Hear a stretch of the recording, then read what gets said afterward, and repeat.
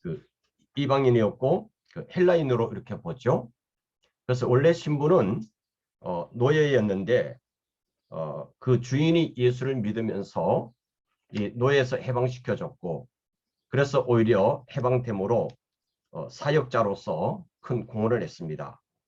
예, 누가는 이렇게 특별히 이렇게 사역자이면서도 의사였기 때문에 그 의사로서 많은 역할을 했고, 그래서 누가복음은 다른 성경과는 달리 치유에 대한 말씀이 많이 기록되어진 것을 볼 수가 있습니다.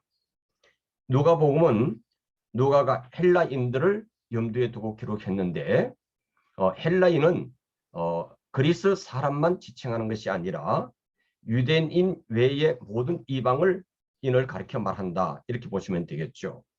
그래서 누가복음에서 누가는 예수님을 의사로 이렇게 표현한 것을 우리가 많이 볼 수가 있습니다. 그리고 누가복음은 다른 성경과 달리 누가가 이방인이었기 때문에 그런지 몰라도 이방인들에 대해서 많은 관심을 나타내죠. 특별히 당시의 유대인들이 가장 죄인시하고 정말 중심처럼 대했던 사마리아인들을 많이 지켜 세우는 것을 우리가 볼 수가 있어요. 예를 들어 보면은 착한 사마리아인의 비유. 어떤 사람이 강도를 만났는데 그 강도 만난 사람을 본 사람들은 제사장이었고 레위인이었고 사마리아인이었습니다. 근데 그 강도 만난 사람을 도와준 사람은 사마리아인이었다고 하면서 사마리아인들을 이렇게 등장시키죠. 또 10명의 그 문둥병자 고침을 받았는데 그 중에 한 사람이 와서 예수님께 감사함으로 그의 영혼이 구원받게 되잖아요. 그 한 사람도 역시 사마리아인이었다 하는 것입니다. 그리고 이 누가복음의 특징 중에 또 하나는 여자들에 대해서 굉장히 배려를 많이 하고 있다고 하는 것이죠. 예를 들어 보면은 누가복음 1장과 2장에서 예수님의 탄생의 그 줄거리 가운데 주인공으로 등장되는 사람이 누굽니까? 그럼 마리아와 또 세리온의 어머니 엘리사벳을 등장시키고 있어요. 그리고 나머지 이제 그 예수님의 생애 가운데서도 예수님이 그 사역을 감당할 수 있도록 이 뒷바라지를 한 사람들이 여인들이었다고 하는 것을 나타내고, 또 예수님께서 부활하셨을 때에 그 소식을 가장 먼저 알고 전달했던 사람들도 이 막달라 마리아를 비롯한 여인들을 드러내고 있습니다. 그래서 누가복음을 읽을 때는 이러한 의도적으로 이방인들에 대한 하나님의 은혜와 그들 가운데 역사한 것을 드러내고 있다고 하는 것을 염두에 두고 읽으면은 큰 은혜가 되리라고 생각합니다. 그다음 요한복음은 사모님이 읽겠습니다.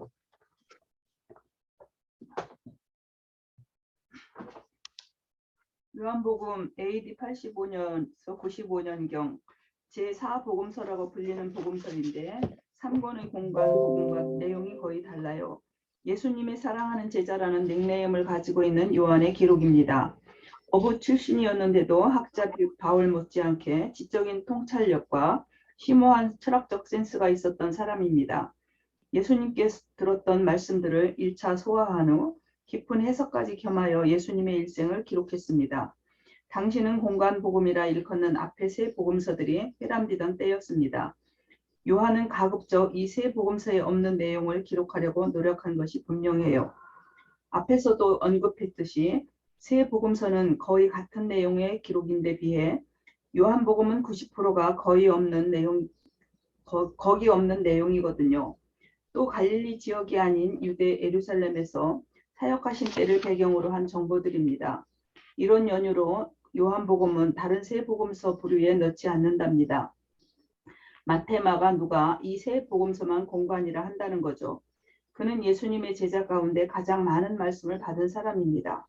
요한복음뿐만 아니라 요한 1, 2, 3서, 요한계시록까지 기록했으니 말입니다.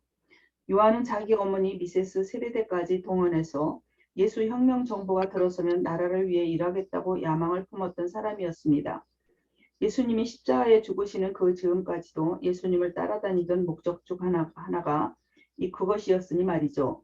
구약의 하나님 나라, 포로 시대 때 없어져서 지금까지 주권 없이 떠도는 이 하나님 나라를 회복하고 싶었던 것입니다. 우리가 흔히 생각하는 대로 한자리 하고 싶었던 명예욕도 없지 않았으나 예수님이 부활하신 이후 또 마지막 승천하시는 그 순간까지도 이스라엘 나라를 회복하심이 이때입니까? 라고 묻는 것을 보십시오. 하나님 나라를 다시 찾고 싶어 했던 당시 사람들의 질문이었거든요. 이 꿈이 바로 메시아를 기다리게 했던 원동력이었습니다. 요셉, 시므온, 나다넬, 니고데모를 보십시오. 로마 시대라는 정치, 종교, 사회 상황을 지나오면서 이렇게 자충우돌하던 제자들이 결국 어떻게 이 하나님 나라를 이해하게 되는지 그 과정을 눈여겨보십시다. 요한은 요한대로, 베드로는 베드로대로 일생을 찬찬히 이런 관점으로 관찰해 보십시다. 그래서 목록이 아닌 사람이 보여야 한다고 말씀드린 겁니다. 그래서 일부러 이렇게 요한복음에서 요한이 보이도록 설명하고 있는 중이고요. 요한 구약의 사건들을 영해하며 예수가 그리스도라고 증명해내는 그 필력을 보십시오. 초막절 설교, 다락방 강론, 포도나무 강론, 대제사장적 기도라 불리는 기도, 잡히시기 전날 밤 마지막 요한 같은 설교를 이토록 깊이 소화해서 60년이 지났는데도 이렇게 생생하게 기록하다니, 우리의 아들이라고 불리던 그 강한 개성을 가지고 있던 사나이가 사랑이라는 농축 개념을 요한 1, 2, 3서의 자기 유언처럼 기록한 것도 보십시오. 깊고 섬세한 인간 이해를 읽어보십시오. 그리고 마지막에 반모섬 채석장에 끌려가 노동을 착취당하는 현장에서 받은 계시도 보십시오. 결국 66권의 성경을 최종 마무리하는 이 사람을 보십시오. 얼마나 그 내용이 신비로운지 하나님 나라 비밀을 완성본으로 출간해 버렸습니다. 네. 요한복음을 기록한 사도 요한을 우리는 잘 알죠. 예수님께서 늘 가까이 했던 세 제자 중에 한 사람이죠. 베드로와 야고보와 요한. 우리는 보통 요한을 사랑의 사도라 그렇게 부릅니다. 요한은 이 성경을 기록할 때에 온 세계 사람을 대상으로 해서 기록하였고, 그래서 복음서에 나타난 요한복음에 나타난 예수님은 세계 왕으로 표현되었을 뿐만 아니라 이제 메시아, 생명의 주로 표현되어져 있는 것을 우리가 보게 되어집니다. 그래서 이 요한은 유대인과 이방인 그 관계를 넘어서서 말씀을 기록해서 우리에게 전해주고 있습니다. 이 사복음서는 공간 복음과 기록의 방법이 좀 다릅니다. 공간 복음은 사건을 그대로 기록했다면, 요한복음은 나름대로 요한이 해석을 해서 기록한 부분들이 참 많이 있습니다. 그래서 우리가 이제 요한 그 복음에 나타난 예수님의 기적을 표적이라고 말하죠. 그 기적을 통해서 의미를 부여하고 해석하기 때문에 표적이라 표현하고, 이 공간 복음에서는 그야말로 기적, 그렇게 표현되어 있는 차이가 있음을 보게 되어집니다. 요한은 이 예수님의 제자 가운데 가장 오래 살았고, 또 가장 많은 말씀을 제자 가운데서는 기록했습니다. 요한복음과 요한 1, 2, 3서, 요한계시록을 기록한 것이죠. 이 요한이 이렇게 오래 살면서 요한이라는 이름을 붙여 성경을 기록해서 우리에게 많은 그 도전을 주고 은혜를 준 사람이 특별히 요한이라고 이렇게 말할 수 있을 것입니다. 요한은 이제 제자들 가운데 가장 오래 살아서, 특별히 이제 그 요한계시록을 기록함으로 인해서 사람들에게 소망을 준 거죠. 이제 요한계시록에 대해서 우리가 뒷부분에 읽게 되겠습니다만은, 요한계시록은 핍박 시대에 그 핍박을 이겨낼 수 있도록 하나님의 나라에 대한 소망을 주고, 그 예수님이 오심으로 하나님의 나라가 완성될 것임을 확인시켜주고 있는 것을 이제 우리가 보게 되겠습니다. 그런데 특별히 사도 요한을 통해서 나타난 하나님의 사랑은 우리가 늘 기억해야 되겠고, 그 사랑의 은혜를 우리가 덧입어야 되라고 생각합니다. 그의 말년을 보면은 핍박을 받아서 그가 반모섬으로 유배를 갔죠. 거기에서 환상 중에 주님을 만나고 기록한 것이 바로 요한계시록입니다. 이 사도 요한은 에베소 교회에서 늦게까지 그 목회를 하면서 예수님의 부탁에 따라서 예수님의 어머니 마리아를 모시고 효도를 했던 것으로 또 기록이 되어져 있습니다. 그래서 지금 에베소에 가면은 기념교회 터가 남아 있는데 엄청 큽니다. 그것이 바로 요한을 기념해서 지었던 예배당이라고 해서 요한 기념교회 그렇게 부르기도 하는데, 에베소 교회에서 마지막까지 목회를 하다가 자연사를 하지만은, 그러나 그를 우리가 순교자로 부를 수밖에 없는 것은 누구보다도 많은 박해를 받았기 때문입니다. 그런 점을 염두에 두고 우리가 요한복음을 읽는다면은 더 큰 은혜가 되리라고 생각합니다. 자, 이제 71조 역사서로 넘어가서 사도행전을 우리가 읽을 텐데, 우리 윤고사님 또 읽어주시기를 부탁드리겠습니다.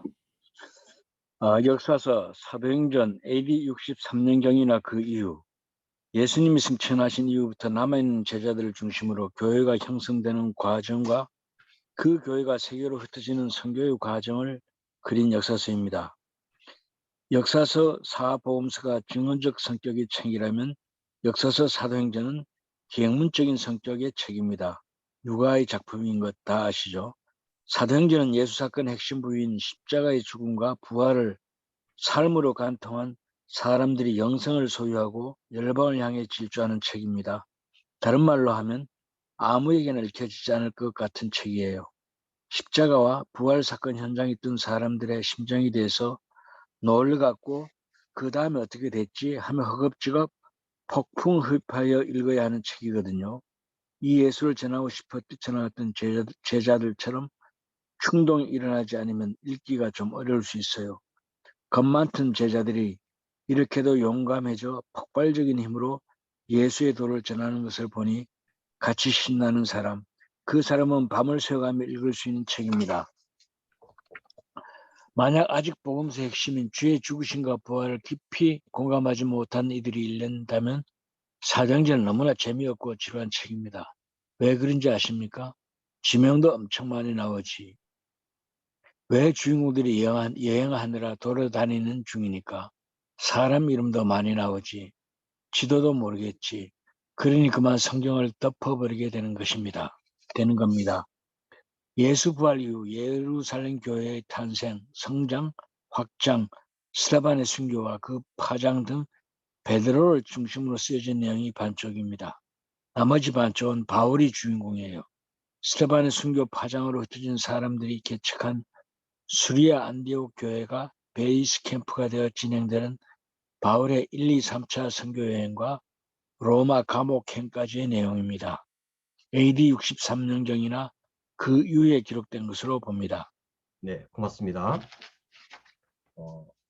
누가복음과 함께 사도행전은 누가가 기록을 했습니다. 사도행전을 우리가 다른 말로는 성령행전 그렇게 부르기도 합니다. 왜냐하면은 성령의 역사로부터 사도행전은 시작되어졌고, 모든 그 내용이 성령의 역사로 일어났던 일들을 기록하고 있기 때문에 그렇게 표현한 것이죠. 그래서 사도행전은 또 다른 말로 하면은 교회의 역사다 이렇게 표현해 볼 수가 있습니다. 즉 오순절 성령 강림으로 교회가 탄생을 하죠. 저는 이 교회에 대해서 이렇게 표현을 해봅니다. 마태복음 16장에서 예수님께서 가이사라 빌립보에서 너희들은 나를 누구라 하느냐 이렇게 물었을 때에 베드로가 주는 그리스도시요 살아계신 하나님의 아들입니다 이렇게 고백했잖아요. 그때 주님은 그 고백 위에다가 교회를 세우시겠다 그렇게 표현했는데, 그것은 교회가 잉태된 것으로 보시면 되겠습니다. 그 잉태되었던 이 교회가 바로 성령 강림으로 말미암아 출산을 해서, 즉 탄생을 해서 교회 역사가 비로소 시작되어져서 오늘에 이르게 되어졌다 하는 것을 우리가 기억하시면 되겠습니다. 그래서 이 누가는 이 사도행전을 통해서 이런 성령의 역사를 참 중요하게 다루고 있어요. 그러니까 우리가 누가복음에 봐도 예수님께서 공생애를 시작하실 때에 주의 성령이 그에게 임하심으로 이사야가 예언했던 대로 사역을 시작하게 되는 모습을 드러내고 있습니다. 그래서 누가복음도 그렇고 이 사도행전을 통해서도 그렇고 성령의 역사를 강조한 것이 누가의 특징이다. 이렇게 염두에 두고 읽으시면 큰 은혜가 되리라고 생각합니다. 이 사도행전에 대한 것은 뒷부분에 또 자세히 나오니까 여기서 이 정도로 하고 넘어가겠습니다. 그 다음에 이제 서신서, 즉 바울 서신서를 이제 우리가 살펴볼 텐데요. 자, 로마서부터 우리 이종순 장로님 읽으시겠습니다. 로마서 AD 58년경, 로마서는 성경 중에 성경이라고 합니다. 구약의 원리와 예수의 의의가 싸움 붙은 책이죠. 실제로도 바울이 싸우면서 기록한 서신서이거든요. 그래서 그런지 마틴 루터도 이 책을 읽고 종교개혁을 일으켰고 아우구스티누스도 이 책을 읽고 회개했습니다. 사실 정독해야 하는 책입니다. 스토리 성격의 책은 그냥 한 번쯤 정보 중심으로 이해하면 끝이지만 논문 성격의 책이니까 정독 맞죠? 일생 동안 한 번은 깊이 연구해야 할 책입니다. 한 번도 방문한 적이 없는 로마 교회 교인들이 수신자였어요. 바울은 율법을 무시하는 도덕 폐기론자라는 여론이 돌고 있는 시점에 로마 크리스천들에게 자기를 소개해야만 했어요. 1, 2, 3차 선교여행을 다 마친 시점, 그토록 유대인의 핍박을 경험한 시점, 그때였어요. 당시 유대교 배경 속에서 예수 사건을 교리로 정돈하게 된 고통이 묻은 논문입니다. 갱그리아에 살고 있던 베베라는 자매 손에 들려 로마로 전달됐습니다. 로마 교회들의 후원을 받아 스페인으로 선교하러 갈 계획으로 후원을 요청하려는 속셈이 밑에 깔려 있답니다. 자기가 깨달은 복음이 뭔지도 설명할 겸 도움도 좀 받아볼 겸 이참저참 AD 58년경에 고린도에서 쓰인 것으로 보입니다. 고린도에서 썼어요. 네, 고맙습니다. 이 로마서는 우리가 잘 아는 대로 교리서라 이렇게 말할 수도 있고 조직 신학계라 이렇게 표현을 할 수도 있습니다. 로마서는 구원의 도리를 가장 확실하게 전달해 주는 내용이죠. 그래서 논문이라고 표현할 만큼 이해하기가 쉽지 않는 성경 또한 로마서입니다. 그러나 어렵더라도 가장 핵심적인 성경이 로마서이기 때문에 우리는 로마서를 읽고 로마서를 자세히 들어야 할 필요가 있는 것이죠. 그래서 이제 로마서는 바울 사도가 로마 교회 소식을 듣게 됩니다. 로마 교회는 어떤 사도가 가서 복음을 전해가지고 세워진 교회가 아니고 아마도 예수를 믿는 사람들이 로마로 이주해 가면서 자생적으로 이 교회가 구성되어졌다고 볼 수가 있어요. 그렇게 지도자도 없이 교회가 세워졌지만은 그 로마 교인들이 굉장히 신앙생활에 열심을 다했습니다. 그런 가운데 많은 핍박을 받게 되었잖아요. 그랬을 때 이 로마에 가서 복음을 전하고 싶었던 것이 사도 요한의 소망이었는데 그렇게 쉽게 갈 수가 없었습니다. 그래서 미리 편지글로 말씀을 증거해서 기록해가지고 베베를 통해서 전달되었던 것이 바로 이 로마서입니다. 우리가 잘 아는 대로 그 당시 세계 중심은 로마였습니다. 그래서 로마의 복음이 전파됨으로 모든 세계에 복음이 전달되어지는 그런 중요한 역할을 했던 것이 바로 로마 교회입니다. 로마 교회에 대해서는 우리가 나중에 더 살펴보도록 하고요. 73쪽 그 위 부분에 갱그리아 지방에 살고 있던 베베 이렇게 나오죠. 그 밑에 보면은 로마 교회들의 구원을 받아 스페인으로 선교를 갈 계획으로 구원을 요청하는 속셈이 밑에 깔려 있답니다 하는 말씀이 나와요. 즉 이 로마서를 읽어보면은 바울 사도가 로마에 가서 말씀을 전해서 거기에 성도들을 바로 세우고 위로하기를 원했습니다. 그러면서 또한 한편에는 로마에 가서 스페인에 가서 복음을 전하려고 하는 그 소망도 가지고 있었습니다. 그 스페인은 이제 우리가 성경에는 서바나라고 나오죠. 그 로마서 15장 23절에 보면 서바나. 왜 이 바울이 서바나 가기를 원했을까요? 우리가 그 구약 성경 요나서에 보면은 하나님께서 요나에게 니느웨로 가라고 했는데 그 요나가 그것을 싫어해 가지고 니느웨로 가지 않고 다시스로 가잖아요. 그 다시스가 바로 이 서바나이고 지금 말하면 스페인입니다. 거기를 세상 끝으로 본 거예요. 예수님께서 땅끝까지 이르러 내 증인이 되라 그렇게 말씀하셨잖아요. 그래서 바울의 마음속에는 그 명령에 순종하기 위해서 땅끝이었던 스페인 서바나에 가서 복음 전하기를 소망했던 겁니다. 그래서 지금도 이 지구의 끝은 어디라고 봅니까? 포르투갈로 이제 보잖아요. 그러니까 이제 스페인 옆에 있으니까, 더 바닷가에 있으니까 지금도 이 포르투갈을 이제 지구의 끝이라고 보는데 제가 거기 가보니까 엄청난 파도가 치는 지중해, 그 정말 세계 끝이라고 한 말이 실감이 날 정도였습니다.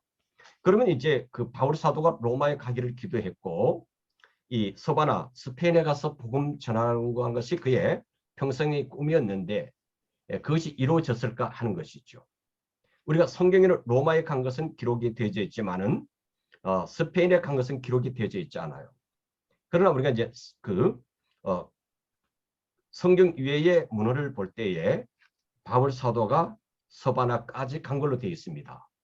그게 언제 가게 되는가 하면은 로마 감옥에 갇혔다가 2년 후에 가가 잠시 석방이 됩니다. 그 석방되어졌을 때에 서바나를 갔다 왔다고 하는 기록이 남아져 있어요. 그래서 그걸 제5차 선교 여행 그렇게도 표현하는데 그 부분은 여러분들이 좀 알아두시면 좋겠습니다. 그래서 바울 사도가 복음의 열정을 갖고 기도하면서 소망했던 것을 하나님 다 이루어 주신 거예요. 그래서 오늘 세계 선교가 온전히 이루어졌다 이렇게 볼 수가 있습니다. 우리가 이제 이 바울 사도가 스페인에 가서 복음을 전해서 그런지 몰라도 당시에 이제 로마가 세계 중심이었고 로마가 기독교 중심이 되잖아요. 근데 로마를 통해서 세계 선교가 이루어졌을 뿐만 아니라 근대사로 보면 로마보다는 스페인을 통해서 복음이 더 많이 전달되어졌습니다. 예를 들어 보면은 남미를 보면은 여러분들이 그 남미의 많은 나라들이 스페인어를 쓰잖아요. 그 스페인이 그 남미에 가서 식민지를 개척했지만 그 명목이 뭐였는가 하면은 하나님의 복음을 전하는 것이었습니다. 그래서 가는 나라마다 복음을 전했고 성당을 지어가지고 물론 지금 캐톨릭으로 남아 있지만은 그래서 로마보다 오히려 세계 선교에 큰 영향을 미친 나라가 스페인이라 이렇게 볼 수도 있어요. 물론 거기에 그 스페인과 포르투갈이 당시에는 같은 나라였으니까 같이 그 역할을 감당했다 이렇게 보시면 되겠습니다. 그렇게 될 수 있었던 것은 저는 이 숨겨진 내용, 바울 사도가 여기 가서 복음을 전했던 것 때문에 가능했지 않았는가 저는 그렇게 해석을 하는데 그런 여러분들이 참고로 기억해 두시기를 바라겠습니다. 자, 그 다음에 고린도 전후서를 우리 강 목사님 읽으시겠습니다. 고린도 전후서 AD 56년에서 57년경 고린도 전후서는 3차 선교 여행 중에 기록되었어요. 3차 여행 중 에베소 교회를 개척하기도 힘든데 2차 때 개척한 고린도 교회가 보통 말썽이 아니었거든요. 그 때문에 오늘날 교회에서 문제가 일어나던 얼른 이 책으로 달려와 대답을 찾게 되는 소중한 책이 되었답니다. 보고 올 교회사 역속에 일어날 분쟁을 해결하기 위해 소극적인 의미에서 쓰임받은 셈이라고나 할까요? 고린도전서 어떻게 쓰게 된 것인지부터 자초지정에 얘기해 볼까요? 토리로 골로의 집에 종으로부터 고린도 교회에 분쟁이 있다는 소문이 들려오더니 어느 날 3명의 대표단이 질문을 써가지고 에베소로 찾아온 거예요. 바울이 교회를 개척하여 놓고 떠난 이후 고린도 교회에 여러 가지 문제들이 발생했는데 바울의 대답을 듣고 싶다는 거지요. 그래서 그들이 질문한 문제들을 자세히 풀어 설명해 주는 답변이 고린도 전서입니다. 그 뒤 바울은 그들에게 한 통의 편지를 더 쓴답니다. 고린도 전서를 그 장소 에베소에서, 왜냐하면 고린도 전서 답장을 받은 고린도 교회에 또 다른 위기가 닥쳤기 때문입니다. 이것은 교회 성도들 사이에서 일어난 문제 정도가 아니라 바울 사도를 공격하는 문제였습니다. 바울 사도가 아니라는 것입니다. 사도권 문제에 그 충격을 받습니다. 해서 고린도를 다녀온답니다. 그런데 문제가 해결이 안 된 거예요. 바울은 또 오겠다고 약속하고는 고린도를 떠나요. 그리고는 가지 못해 약속 대신 편지를 쓴답니다. 소위 눈물로 쓴 편지라고 불리는 편지였어요. 고린도 교회에 이 눈물의 편지를 전하기 위해 간 사람이 디도였고요. 디도는 고린도에서 가장 교회를 잘 평정하고 좋은 소식을 가지고 돌아와요. 이때는 이미 바울이 에베소를 떠난 후였답니다. 바울은 에베소를 떠나 마게도니아 북쪽 올라갔고 디도도 고린도를 떠나 마게도니아로 갔어요. 둘이 마게도니아 지역에서 만난 것입니다. 거기서 고린도 교회가 잘 회복되었고 바울을 진짜 사도로 믿고 있다는 반가운 소식을 듣고 쓴 편지가 고린도 후서입니다. 고린도 후서는 인간 사도 바울의 개인적 감정이나 생각, 염려, 고뇌, 분냄이 풍부히 들어있는 책이라서 인간 사도 바울을 만날 수 있게 해줍니다. 56년에서 57년경에 기록한 것 같습니다. 네, 고맙습니다. 지금 우리가 수요 예배 때 고린도 전서를 강의하고 있습니다만은 고린도 교회는 바울 사도가 개척한 교회 중에 가장 큰 교회 중에 하나입니다. 복음을 전했고 그곳의 사람들이 우상의 도심에도 불구하고 또 도덕적으로 굉장히 음란한 도시였거든요. 그럼에도 불구하고 복음을 받아들여서 교회가 세워진 이후에 가장 크게 부흥했던 교회가 이 고린도 교회입니다. 우리가 성경에 보면은 고린도 교회가 가장 성령의 역사가 있었고 성령의 은사가 풍부했던 교회가 이 고린도 교회였습니다. 그런데 또한 가장 문제가 많았던 교회가 고린도 교회죠. 고린도 교회의 가장 큰 문제는 이 파벌이 나누어진 거예요. 네 파로 나누어졌다는 거 여러분들 다 아실 겁니다. 아볼로파, 바울파, 베드로파, 예수파. 그래서 네 파로 나뉘어 가지고 서로 자기 파가 옳다고 주장함으로 다툼이 일어났던, 그리고 이제 이런 파벌 문제뿐만 아니라 이 성령의 은사가 충만했는데 은사에 대한 논쟁도 있었어요. 자기가 받은 은사만 옳고 그것이 중요하다고 하는 것을 강조하므로 은사를 받은 사람들 간에도 다툼이 일어났던 정말 이해할 수 없는 사건들이 있었던 거죠. 그리고 또 문제는 고린도가 우상의 도시였기 때문에 우상에게 드려졌던 재물을 먹는 것이 옳으냐 옳지 않느냐, 이런 문제가 논쟁거리가 되어졌습니다. 그리고 이제 조금 전에 읽었습니다마는 바울의 사도권에 대한 문제가 또 이의를 제기하는 사람들이 있었어요. 왜냐하면 대부분의 사도들은 예수님 생전에 부름을 받아서 예수님의 십자가와 예수님의 부활을 직접 체험했던 사람들입니다. 그런데 바울은 그 당시에 제자도 아니었고 초대교회에서 오히려 교회를 핍박했던 사람이잖아요. 그런데 이가 부활하신 예수님을 다메섹 도상에서 만나서 구원받아 사도가 되어진 거죠. 그러니까 다른 사도들과 비교해 보면은 부름 받은 것과 사역이 달랐다고 한 것을 우리가 볼 수가 있어요. 그래서 이 고린도 교회에서는 여러 파로 나뉘어졌잖아요. 바울파에 속하지 않은 사람들이 바울의 사도권을 시비를 걸었다고 하는 사실입니다. 그래서 이것이 바울에게는 큰 아픔이어서 이걸 변호하기도 하고요. 앞에서 말씀드렸던 이런 여러 가지 복합적인 문제가 고린도 교회에 있었는데 이 문제를 해결하기 위해서 이제 편지글로 그 답변을 써서 보낸 것이 고린도 전후서라고 보면 됩니다. 이 고린도 교회에 보낸 이 편지글이 오늘 교회에서 발생되어지는 모든 문제의 해결의 답안과 같은 중요한 것이죠.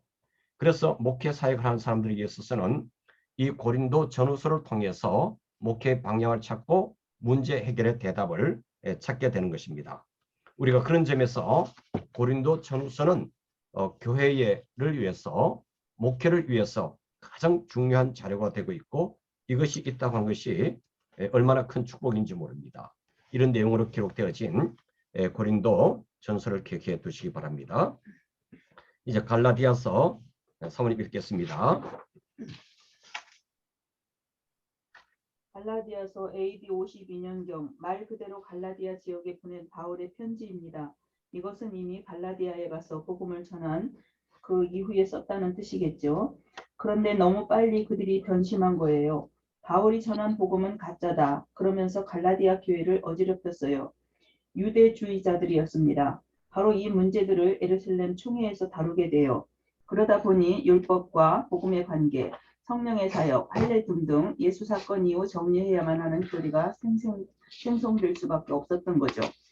교리라는 것도 이런 실제 사건 속에서 나오게 된 거랍니다. 유대주의자들의 심각한 공격이 구체적인 배경이 되었기 때문에 할례 율법 등과 복음의 관계들, 이런 정보들이 들어있을 수밖에 없는 거고요. 예루살렘 총회 이야기도 이곳에서만 생생하게 나타나는 것으로 보아 갈라디아서는 사도 바울의 초창기 사역 정도의 보고입니다. AD 52년 정도에 기록된 것으로 봅니다. 네, 고맙습니다. 자, 이 갈라디아서를 우리가 보기 전에 잠깐 지도를 좀 제가 보여드리겠습니다.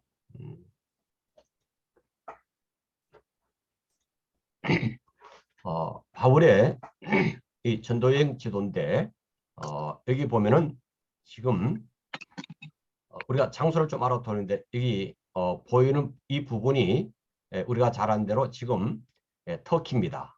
터키. 이 터키를 가르쳐서 소아시아라고 이렇게 표현을 하지 않습니까? 근데 이제 갈라디아 지역이 어딘가 하면은 이 터키의 내륙 지역이라 이렇게 보시면 돼요. 여기 지금 갈라디아가 있지 않습니까? 이 갈라디아. 그래서 이 갈라디아서는 갈라디아 교회에 보내졌는데 갈라디아에 있는 한 교회를 지칭한 것이 아니고, 오늘 우리 감리교로 보면은 철원에 있는 감리교 여러 교회를 철원 지방이라 그렇게 말하잖아요. 그래서 갈라디아도 여러 교회가 있는데 그 지역 전체를 일컬어서 갈라디아 교회 이렇게 표현하고 있습니다. 하나의 지방이나 장로교회의 노예처럼 되어진 곳이다, 이렇게 보시면 되겠습니다. 근데 이 갈라디아에는 바울이 복음을 전해서 일찍 교회가 세워졌죠. 그 대표적인 교회가 여기 지금 제가 가르치는 안디옥이 나옵니다. 그 안디옥은 두 곳이 있는데요. 여기 수리아 안디옥이 있고, 여기에 터키에 있는 안디옥은 비시디아 안디옥이라고 그래요. 그래서 이제 그것은 나중에 우리가 또 전도 여행을 살피면서 보도록 하겠고요. 그래서 여기 이제 우리가 알아둬야 할 것은 이 갈라디아는 하나의 교회가 아니고 그 지역의 전체 교회를 일컬어 말한다, 이렇게 보시면 되겠습니다. 근데 이 갈라디아서는 우리가 로마서를 이렇게 요약해 놓은 것이다, 이렇게 이해를 하시면 될 것 같아요. 근데 로마서보다 갈라디아서가 먼저 기록이 되어졌습니다. 그래서 갈라디아서가 기록되어진 것을 보다 확대해서 쓴 것이 로마서다, 이렇게 볼 수가 있어요. 그래서 갈라디아서나 로마서의 주제는 믿음으로 구원받는다, 이신득의 사상을 강조하고 있는 점에서 같습니다.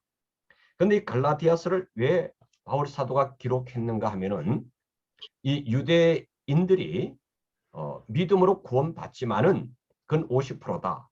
그러니까 구약에 나오는 율법을 지키고 예수를 믿어야 구원이 이루어진다, 이렇게 주장을 하는 거예요. 그러니까 바울 사도가 전했던 건 딴판이죠. 사람이 구원받는 것은 율법으로 되어지는 것이 아니라 예수 그리스도를 믿음으로 구원받는다, 이신득의 복음을 전했던 것입니다. 그래서 이 갈라디아 사람들이 유대인들의 그런 비판과 유혹에 넘어가서 바울이 전한 복음을 버리고 이 잘못된 복음을 받아들임으로 많은 문제가 생겼던 거예요. 그래서 바울이 이 갈라디아서를 통해 가지고 저들의 신앙을 바로잡을 때에 엄청나게 전투적인 표현을 씁니다. 그래서 바울이 전한 복음 외에 다른 복음을 전하면 저주를 받으라고까지 말하고 있는 것을 우리가 볼 수가 있어요. 그래서 갈라디아서를 읽으면은 이 바울 사도가 잘못된 복음에 유혹된 사람들에 대해서 얼마나 이 붕괴하고 있는가를 우리가 느끼면서 읽을 수가 있습니다.